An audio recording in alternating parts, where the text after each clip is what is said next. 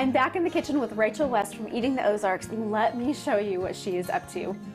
Hi, I'm Rachel with Eating the Ozarks and Springfield Community Gardens. I have worked for Springfield Community Gardens for 3 years now. I'm on a new grant that is sponsored by or being paid for by Ozark Headwaters. And so what they're trying to do, the city of Springfield has started accepting food scraps. And so we are looking at new ways to be able to use those scraps before they actually end up in the compost pile. And so I'm going to be trying to reach out to new chefs in Springfield and figure out what they have on their menu that we can turn into a zero waste. And so that's where the strawberry vinegars come in, and all the others is looking at ways that our neighbors will use foods every day for their kids, for their families, for themselves, and then right before they compost them, is there a way that you can turn that into another delicious recipe? We're in the kitchen today. I'm going to show you how to make a natural fruit scrap vinegar. This is what you need. That's Scraps, it. literally. Scraps. You can also use apple peels.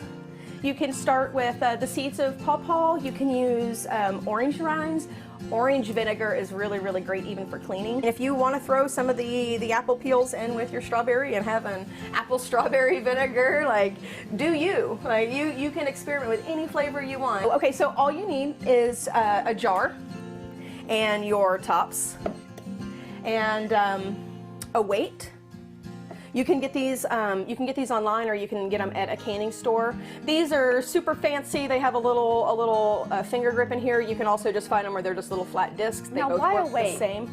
The weight helps hold the fruit underneath the water so that you don't get any mold or anything. It keeps all of your ingredients below the water line. And can you see it kind of bubbling and fermenting right here at the top?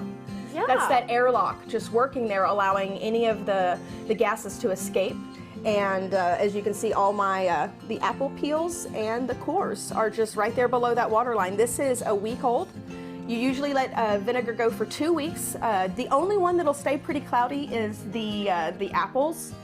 Any apple vinegar will kind of be a little bit cloudy. The pawpaw, I've noticed, is a little cloudy, but all the orange, the strawberry, they'll go from this kind of cloudy to almost completely clear.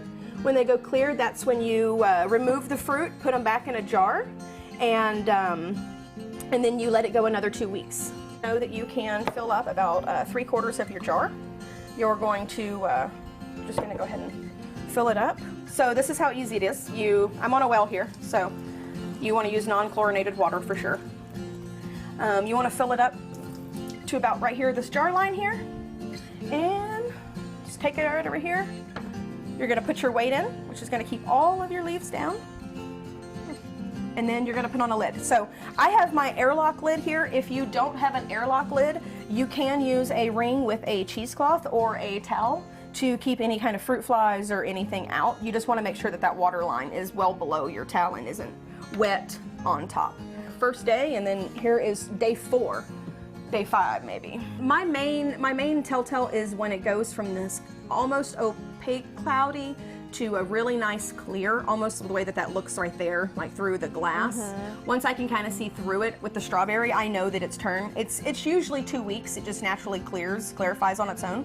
That's when you'll remove the fruit, and then you'll pour it back into the jar, and you'll allow it to go another 2 weeks. It smells delicious. I can only imagine this on a salad. It'd be the perfect vinaigrette to make. I don't know why they don't sell strawberry vinegar, because we have all these scraps from everywhere. Right? Why don't they have that? I had no idea you could do that. I had no idea either. Wow. But I want to mention really quickly at the beginning of that segment, she mentioned that Springfield is accepting food scraps because they have this no waste initiative, and that is something that I'm going to dig a little deeper in, and I'm going to find out, and I'll bring you back some information on that because it's really interesting. Very good, because Rachel can get us caught up on all of that, and the Community Gardens has a great program. So all of this, we learned so much. I love these segments, Cammie. These are great. She always blows my mind. Yeah, very interesting. I'd love to try that vinegar too. All right, up next, we're going to check back in with Mr. Turton one more time at Tommy Hawk's Axe House in Branson.